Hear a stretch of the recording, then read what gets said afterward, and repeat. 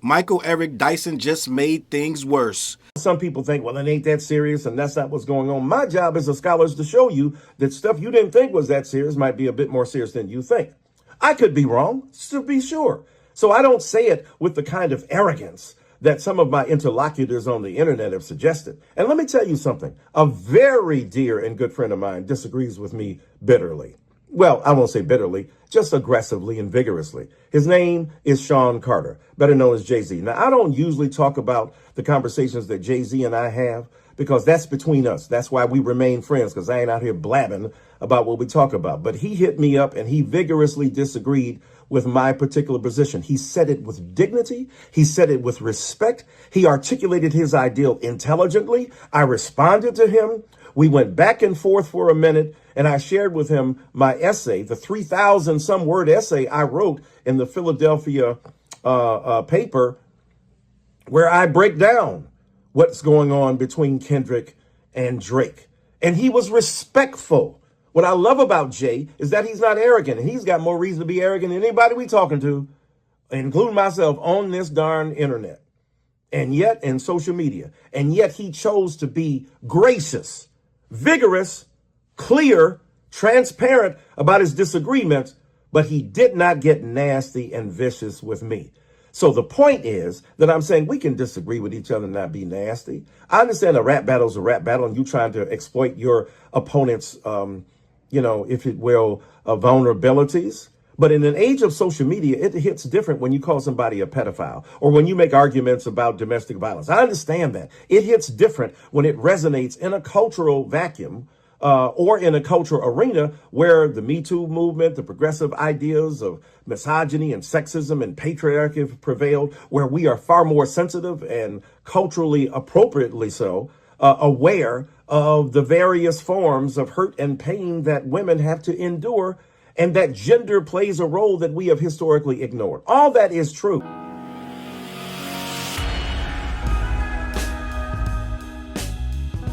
What's up, world? Your boy Charles Brown back again talking facts. Hit that like button, hit that subscribe, hit the notification bell. Keep sending those cash apps to CLBMG. Join that membership, and all you buying that merch down below. Gang, listen. Before we get started, I need you to go down in that description, hit that Temu link. You already shop Temu. Use my link to do it. All right.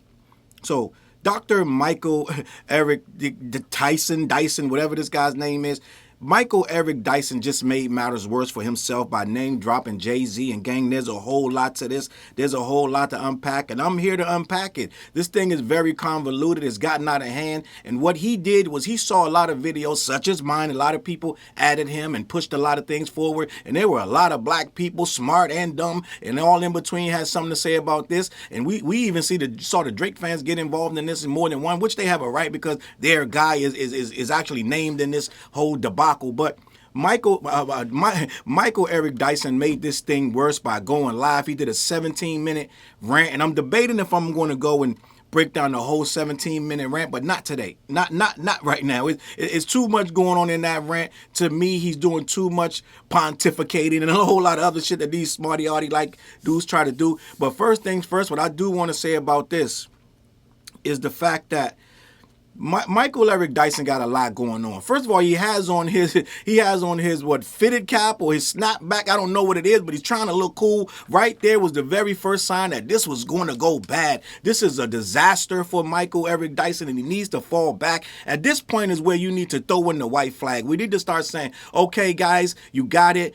I'm not going to win here. There is no way I'm going to pontificate or act like I'm way too smart or above this. He addressed all the issues and he made them worse because this little clip is just a microcosm of what he did wrong with this whole scenario. Now, what's going on is, in case you don't know, is that in this scenario, he tried to redeem himself by name dropping Jay-Z. A lot of people miss the point of what's really going on. Yes, he had a call with Jay-Z, and they had a whole vigorous argument or debate about the topic, and I'm going to get into the topic. But the real science of what you're seeing right here is Michael Eric Dyson is trying to show you that he's actually cool. He has on his hat flipped up some kind of way, some old school shit what we used to do, right? End of the day, I've never seen this guy in a ball cap ever. So right here, we're doing a little too much. You got your shirt button open and you got a suit jacket on with your hat. You're not this guy. I've never seen you in this life, but apparently with this new social media era, he has to kind of come down to our level. So he throws on his cap. He got it ready to go. Fresh new Detroit. I don't know what's going on, what kind of Detroit hat this is, but it is what it is, right? End of the day, right? What we got now, is it the White Sox, Black Sox? I don't know. But end of the day, he has his Detroit hat on. Now he's in rapper mode. He's in hip hop mode. I'm a hip hop scholar and gang. I'm just going to be honest. I'm going to say this between me and you. He's not making these college educated hip hop heads look too cool right now. I'm just going to be honest. Not saying that they're not. I got a lot of friends that's college educated and they're hip hop. But when you try to throw the word scholar onto what you talk about in hip hop, I wrote 27 books. You're kind of giving a bad name to these guys because you can't understand the difference of a rap battle and actual social commentary. You're trying to conflate the two, and we don't need to do that. No matter how hard you press it, how hard you try to make it look like the two go hand in hand, they don't, because this is a rap battle. And for the most part, most people get it. And he didn't colorize him and not like us for the last time. Okay? End of the day, he never colorized him. He said, we don't want to hear you say N-word no more, this, that, and the third. He didn't colorize him. And even if he did, let's just be honest, it's a rap battle. You use all your opponent's weaknesses against them. But in this video, what Michael Eric Dyson is trying to do is trying to show you, see, I got cool friends that think I'm pretty rad. I know Jay-Z. He said, I never name drop or say what we talk about. Me and Jay-Z, we talk about things and I never say, well, what you saying it for now? What he's trying to do is he knows he effed up, right? Like that movie, what was that, back in the day, was it Menace to Society? You know you effed up, right? He knows he effed up. He's in an interrogation room, and there are a lot of smarty-yardy black people on his ass on Twitter and otherwise, coming at him from high, low, every single direction, and he feel the pressure. So he needs to start by saying, I know about this culture. I did 27 books on the culture, for God's sakes. If you listen to the 17-minute video that he's trying to defend himself, he keeps reminding us that he wrote this and he wrote that and he went and sat down at a congressional hearing or whatever. He went and sat down and he defended hip hop against this thing. And the old school blacks were trying to say hip hop was this, that, and the third. A lot of people who it doesn't matter what their thoughts was, right? C. Dolores Tucker and whoever else he defended us against. And he stood up for hip-hop, and that's good, okay? We need somebody on that wall to defend hip-hop in those spaces with those scholars and those collegiate people who are judging us left and right? We need somebody with that kind of analytical thinking to get in there. But then you stepped away from it when you came here and you tried to come in our space and you tried to make a critique based on your own personal, this whole high yellow conversation we've been having since before I was born, the 20s, 30s, 40s, 50s, this, that, and the third, about who's black enough and who ain't, which was never the conversation, gang. I need y'all to understand. Kendrick never was like, you're not black enough. He reminded him that you have issues with your own blackness because you've been telling us for years that you do. Right? Even the line that Dr. Michael Eric Dyson quoted from Drake.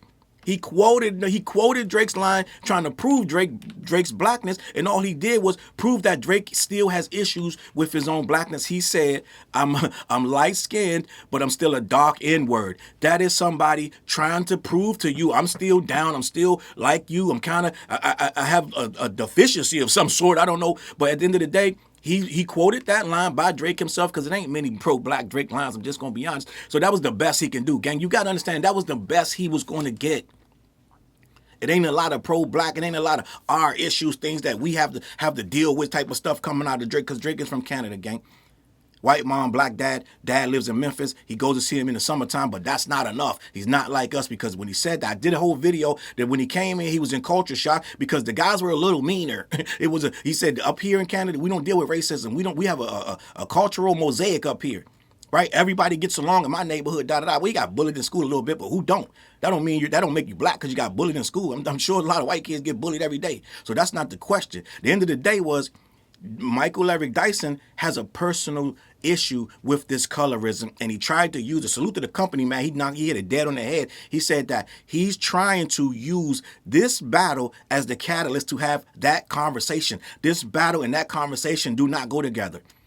We keep reminding, salute to Big Zoe. He's told you that Drake called his son black. He said your son is a black man. So Drake has never, I'm sorry, Kendrick called Drake's son black. He's never had an issue of saying that Drake is a black man. So Michael Eric Dyson's whole argument that Kendrick is trying to de-blacken Drake and colorize the situation, he's dragging this thing because he has an issue maybe when he was young. And I'm looking at him, I'm assuming that he did have this issue where they were colorizing, and in that hood gang is vicious. Right, where we from, that skin tone they get really mean, and it's been a conversation for a long time, right? All them jokes, African booty scratching, this, that, and the third. Yeah, they get listen. Consider, I don't know if y'all niggas know, but where I'm from, I'm considered light skinned to a lot of motherfuckers, right? High yellow, this, that, and the third. Take that how you will. It is what it is. That's how crazy it gets. But at the end of the day, they dish it and take it. This is the argument that he's not having.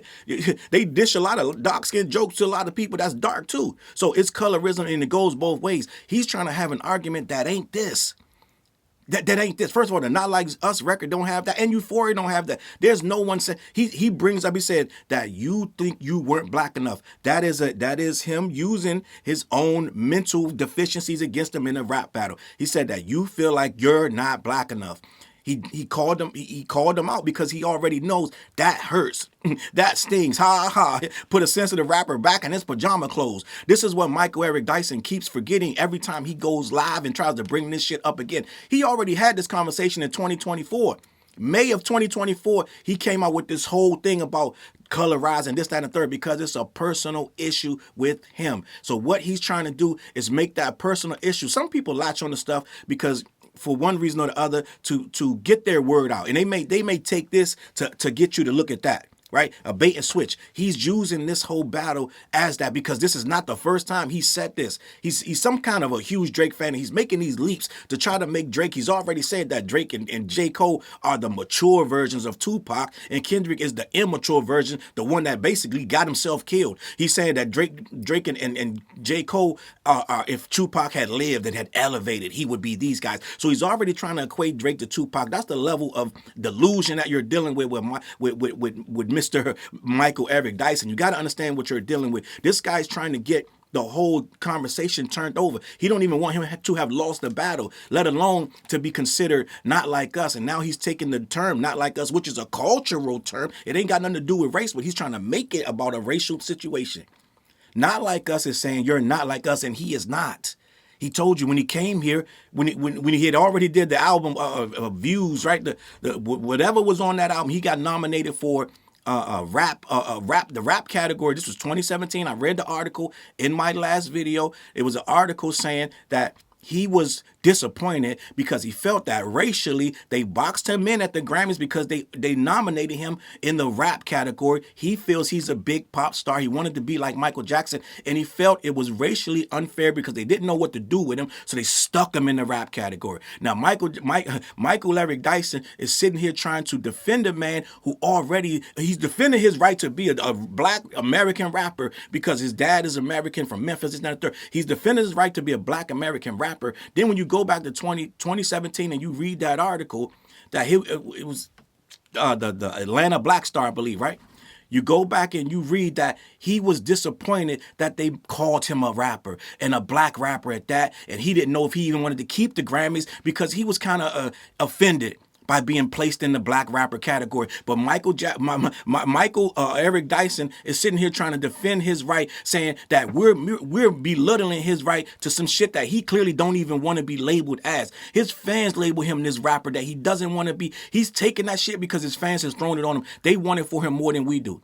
More than he does. And we've been saying for years, he's not a rapper. We get thrown the strip. Well, not anymore. It's clear at this point, only people saying that is his true hardcore fans. But he doesn't want to be a rapper, never wanted it. Say he felt bad when they put him in there. He wants to be Michael Jackson. So the simple fact of the matter is, and we've had our conversations, and I love Michael Jackson. We've had conversations about Michael's blackness and his role in the culture, and we love Michael Jackson, but he's had those same exact conversations. Okay, Michael Jackson was raised in Indiana in a whole black situation, but at the end of the day, Michael Jackson for years never acted any kind of way like us, and we've always had those conversations too. They were tough conversations. Okay, so end of the day, what Michael Eric Dyson was doing was trying to make him force him into this conversation of foundational Black Americans who rap and do hip hop, and we got these hardcore issues with police harassment and all kind of things of that nature,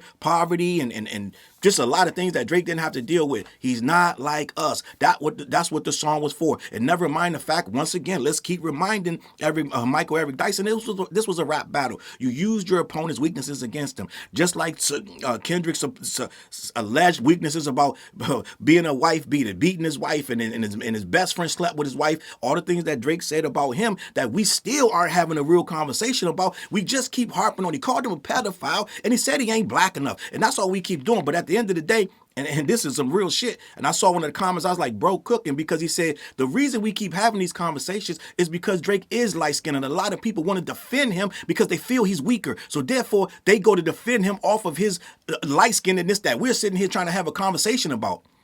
Right? Kendrick being so dark, he got to be the bully. He got to be the villain in the story. It's a fact.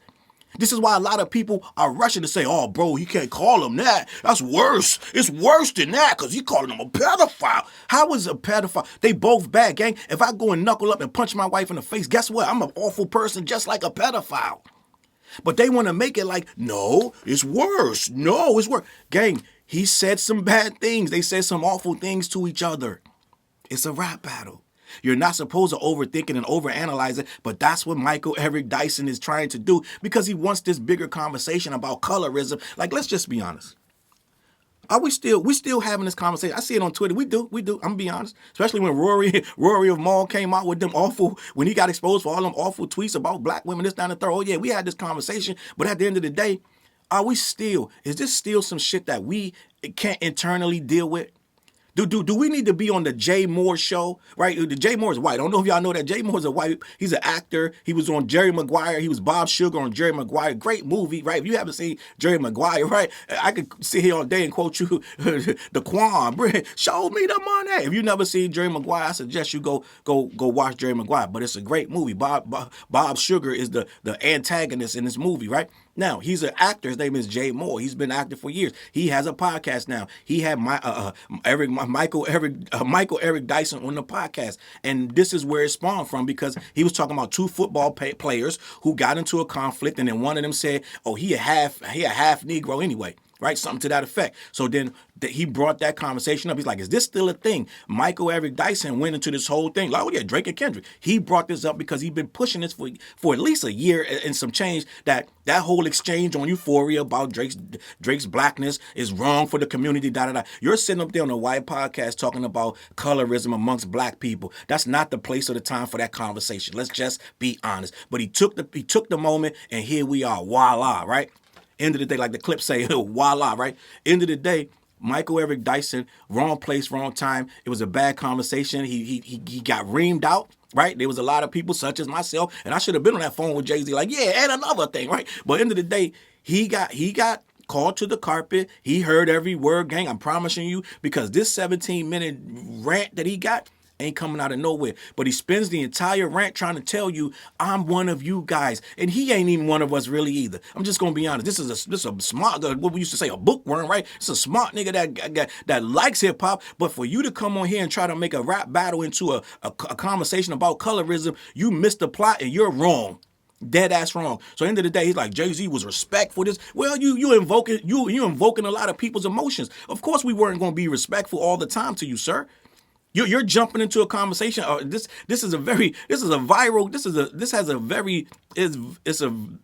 very mean thing going on. Vigorous conversation we already having on social media. So when you insert yourself, you're going to get a lot of mean words back. And it ain't going to be always courteous and sweet and contrite and this, that, and the third. At the end of the day, what we're going to have is people coming at you. They're going to come at you, sir. It ain't going to be fun. It ain't going to be nice. So now this is his response. He put his ball cap on and he called Jay-Z. I don't know who initiated the call. I'm sure he probably did. But at the end of the day, he's saying, Jay-Z called me, da-da-da. Now, the whole situation of him mentioning Jay-Z, gang, is he name dropped him so you could start realizing, I got powerful friends that are really in this culture. It's culture by association. Just like he said Drake's grandmother used to babysit Aretha Franklin. Right, that's somehow make him blacker. Aretha Franklin, you know that he sliding the family stone. He started name dropping all these celebrities. that are beloved in the black community to somehow validate Drake's blackness. This is what he's doing. He's trying to name drop and associate and attach to things that are considered black instead of giving his argument, which I heard the whole argument is weak. It's weak as hell. Even his response to the damn response is all weak. It's all. I'm not trying. I get it. He's trying to align himself with every criticism that we gave him. He's like, I understand. Don't think that I don't understand about the black Israelites and da. He's responding to everything, but all the responses are still based and stemmed in he's not getting what's going on. You're trying to make a rap battle into a social issue. So now he's telling us that Jay-Z called him and vigorously had words with him, and he listened and he responded and da. It sounded like Jay-Z was reaming his ass out. And it sounded like he was sitting there trying to defend himself, but he really couldn't because he knows it's a dumbass argument. End of the day, well, I don't even think I think he doesn't know. I think what it is his fandom for Drake is making him forget that this is hip hop. And he keeps trying to tell us, even in this 17-minute rant, that I get it that it's hip hop and it's a hip hop battle. No, you don't, because you're still trying to defend it. You're still trying to tell us about the social issue that we're not talking about. We weren't talking about, well, people were talking about it a little bit then, but those were a lot of Drake fans stretching, trying to reach. And how you going to question the man blackness? But those were Drake fans that were really entrenched in this shit instead of looking at it like it's a battle. Right? They minimize what Drake said to him. I'm talking about, gang. They put that shit in the teeniest of box. They put that everything that Drake said, they shrunk it down to a little box. And they came back, but what about the daughter? Where you lied about the daughter? Where's the daughter, bro? Where's the daughter? So they made everything that Drake said is really teeny and it ain't that serious, gang. But everything that Kendrick said, oh my God. They went through Euphoria with a fine-tooth comb and they did come out with this colorism issue. Yes, I will say that they did do that, but it didn't stick because it didn't have no legs in it. And they knew that the bigger issue in the room was the pedophilia, right? The whole world don't care about colorism, but they do care about pedophiles. So let's just be honest. So at the end of the day, they knew that that was the bigger problem and they had to confront that. So Michael Eric Dyson bringing up this colorism thing a year, he brought it up, the battle's 2 years ago. He brought it up a year later. He brought it up May of 2025, I think I said. He brought it up. End of the day, whenever he brought this thing up, 2024, 2025, at the end of the day, it's not relevant because that was never the topic. But somehow, some way, he latched onto that because I think personally he got colorized some kind of way, and this is some childhood trauma he's dealing with. So he calls up Jay-Z, gets into this argument, back and forth, da. He says, I even showed him a 3,000-page essay. So what? Just because you wrote some shit that's 3,000 pages don't mean shit to me or nobody else, because if it's all dumb shit, then who gives a shit? All contrived narratives that really don't resonate with people outside of who's trying to hear about the colorism shit. So at the end of the day, I can get AI to write some 3,000 word shit. Don't make it smarter, better, stronger, faster. It don't mean shit to anybody.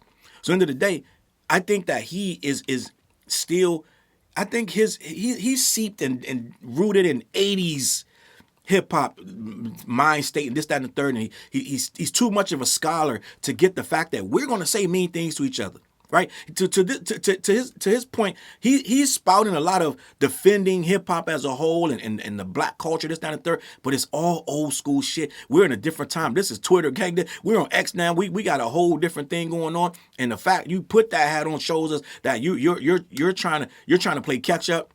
You know what I'm saying? Like to me, don't throw a fitted on. Don't throw a snapback on if you don't wear that shit every day. Don't throw it on today.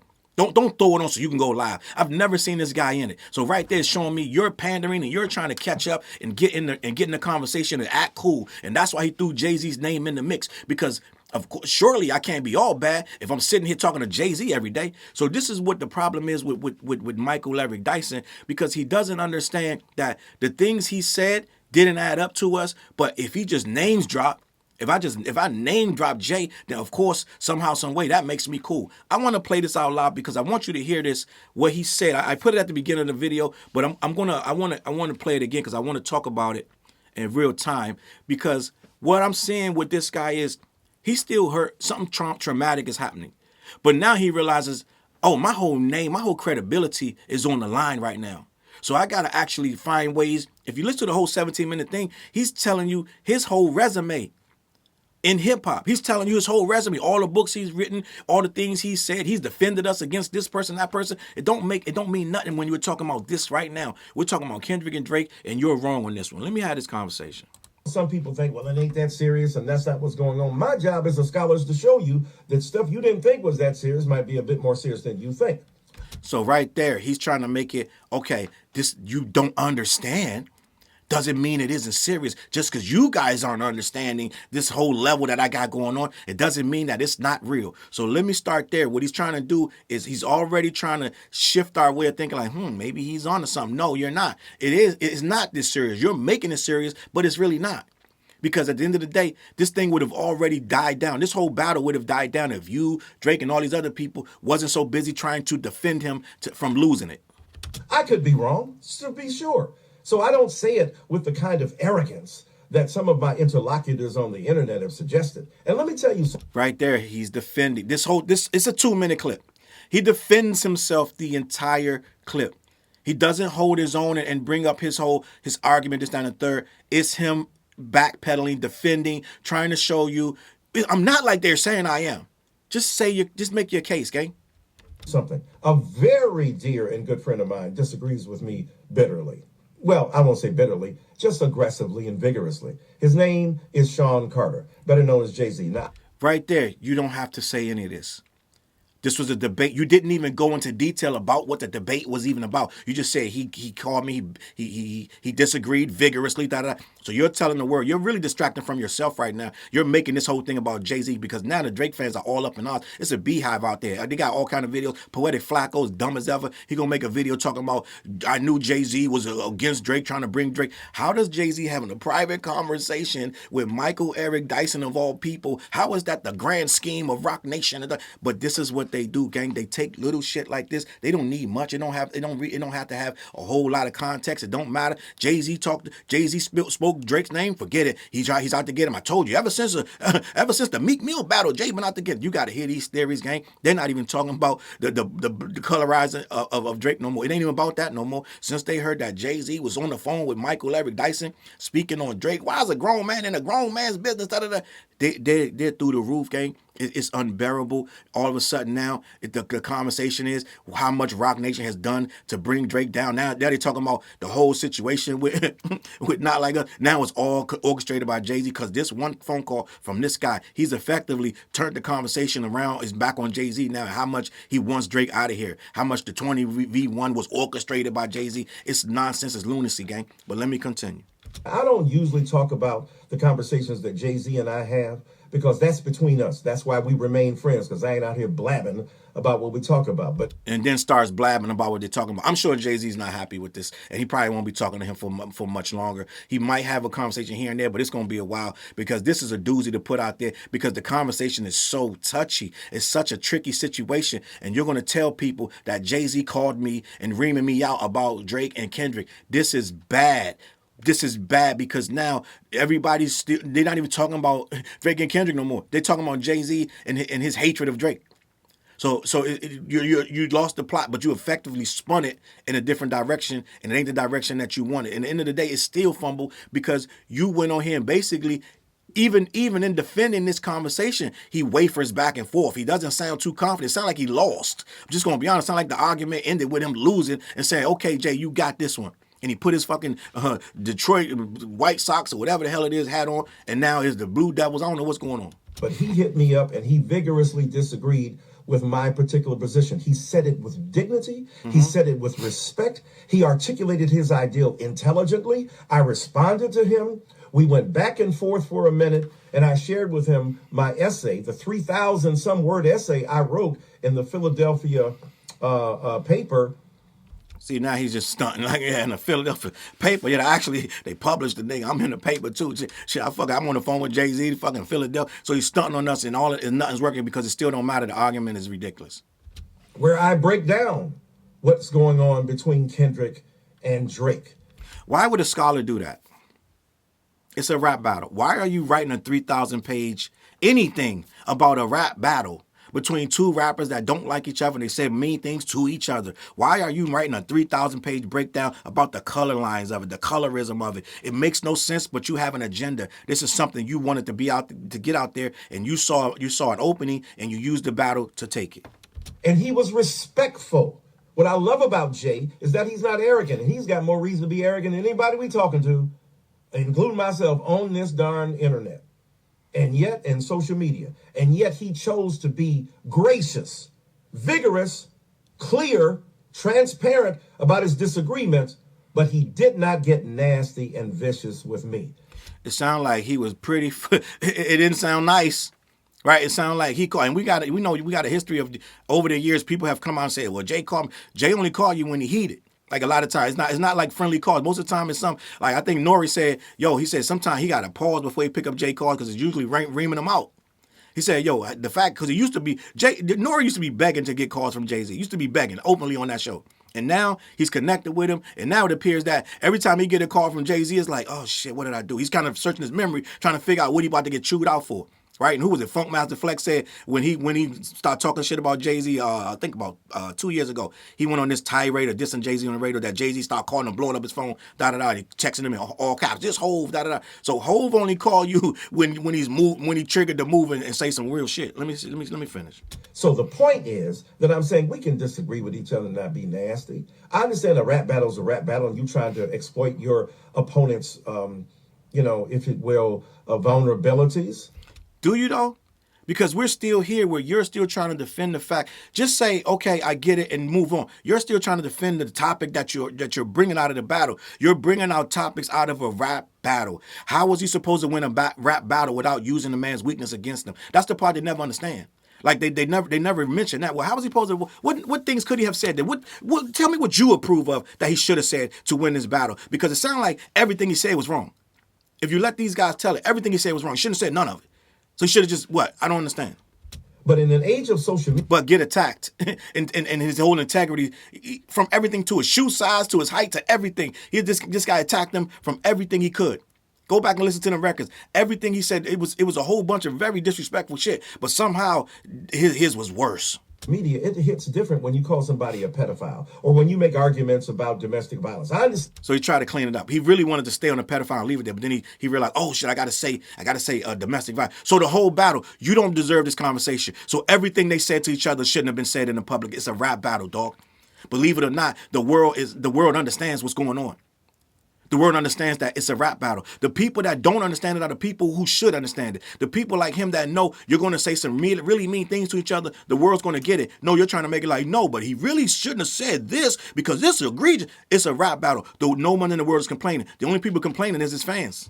Understand that. It hits different when it resonates in a cultural vacuum or in a cultural arena where the Me Too movement, the progressive ideas of misogyny and sexism and he's still trying to drag everything into this. He's dragging every social problem into this. Now it's all on Kendrick's back. Not Drake, Kendrick's back. It's all on this guy's back. Well, a little bit on Drake too, but so they shouldn't have the battle. Then you shouldn't have this conversation. You need to bow out gracefully. I'm gonna leave it at that. He's basically telling us he's ill-equipped because he's going to listen to the battle with the whole social element involved. When he hears whatever you're saying, he's gonna listen to every word and try to see how socially that's okay or not. He doesn't deserve this conversation. Patriarchy prevailed where we are far more sensitive and culturally appropriately so aware of the various forms of hurt and pain that women have to endure. What? And that gender plays a role that we have historically ignored. All that is true.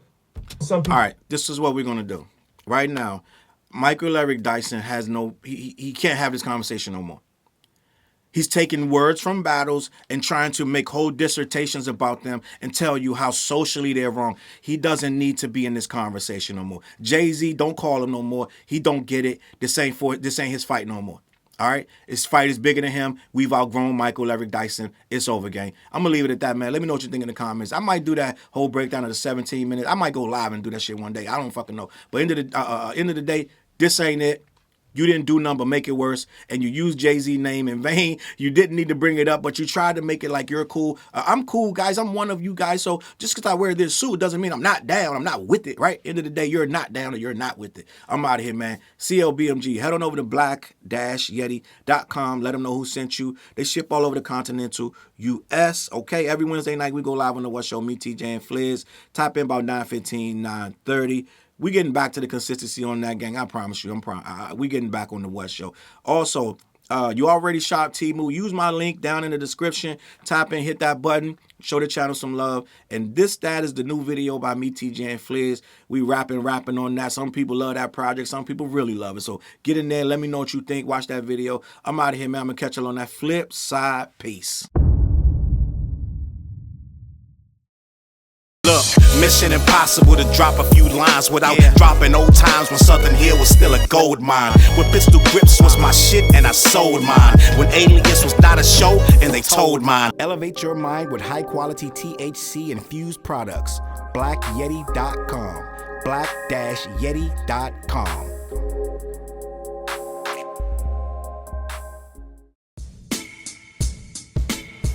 CLB.